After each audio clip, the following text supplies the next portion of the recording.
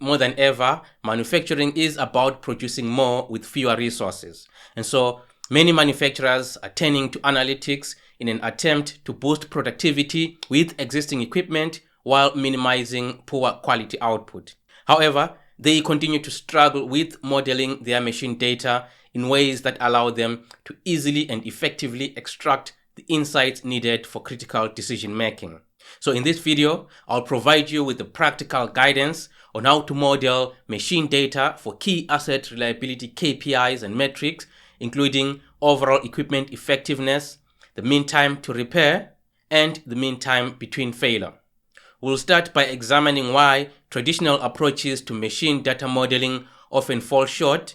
Then we'll introduce a more effective method and discuss its advantages. Finally, we'll explain how to map these data model instances to an MQTT-based unified namespace. My name is Kudzai Manditereza, and I'm a Senior Industry Solutions Advocate here at HiveMQ. Let us begin by exploring some of the key KPIs for asset reliability analytics. One of the most impactful metrics to focus on is overall equipment effectiveness.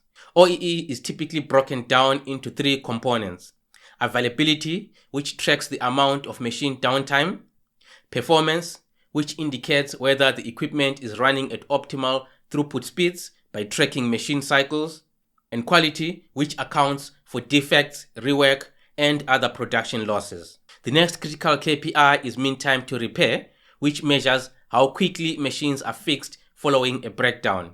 MTTR is key to understanding maintenance efficiency and reducing overall downtime. Also essential is mean time between failures, which indicates how long equipment operates before a failure occurs.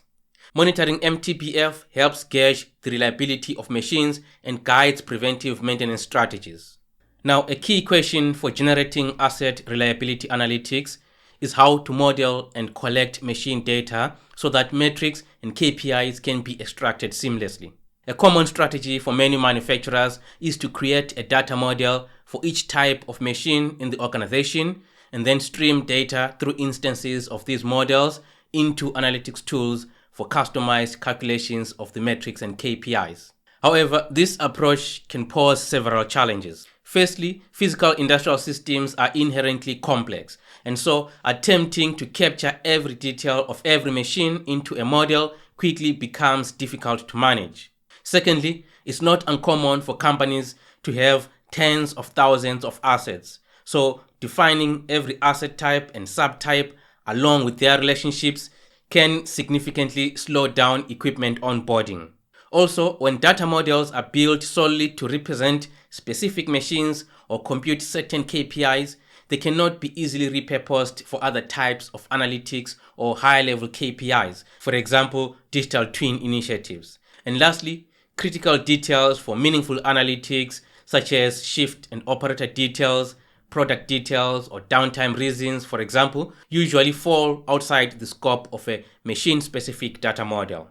Let's explore a more effective strategy for modeling machine data in order to generate meaningful machine performance analytics. The key is to identify units of information that are common across all machines, rather than modeling every machine individually. As we ascertained earlier, the building blocks for generating OEE, MTTR, and MTBF metrics for machine or production line are downtime events, machine cycles, and defects. So instead of creating separate data models for each piece of equipment, you need to focus on building standardized foundational data models around these three core elements. By doing so, you establish a framework that supports consistent KPI generation across all machines and production lines. Let's look at examples of these three core data models in detail. Here is an example JSON structure of a downtime data model. The downtime data model captures essential information about any downtime event, regardless of the machine type.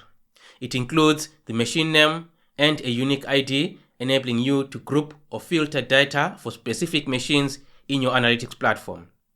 Using the start and end times, you can calculate the total duration of each downtime event, which is crucial for availability calculations and OEE metrics.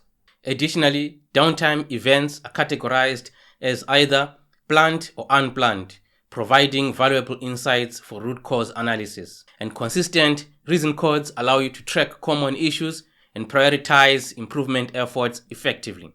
The model also includes a location information, offering visibility and enabling comparisons across different production lines, sites, or even the entire enterprise. This model essentially forms the foundation for calculating OEE, MTTR, MTBF, and other critical KPIs by providing a clear, consistent snapshot of every downtime incident across the enterprise. Next, here is an example JSON structure for a cycle data model. This cycle data model includes machine identification along with the start and end times for each cycle. It includes the derived total elapsed time and the ideal cycle time, which are essential for determining the performance metric for calculating overall equipment effectiveness. Additionally, the model provides context about the parts being produced and may include quality data. It also offers the option to track environmental and process variables such as temperature, vibration levels, and energy consumption. Monitoring these variables may support advanced analytic use cases beyond OEE, which include predictive maintenance and energy efficiency improvements. And then next, we have got the defect data model. The defect data model captures detailed information about each defect produced by a machine.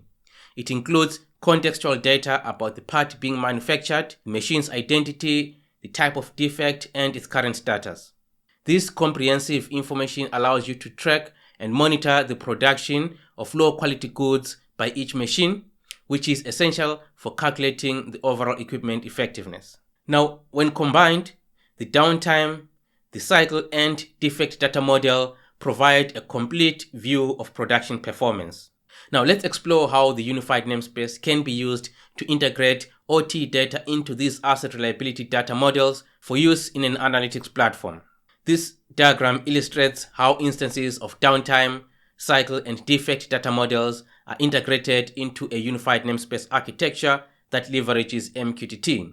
In this setup, data from various operations technology sources is streamed in real time into model instances through a contextualization pipeline and then persisted in a database. Now, to summarize the benefits of this approach, by standardizing your data models, you create structures that are independent of machine types and software systems, allowing all machines to share the same foundational elements. With the contextualization pipeline, you can stream data from any type of machine into these standardized data models that capture core activities, then store this data where it can be aggregated and joined to generate high-level asset reliability metrics.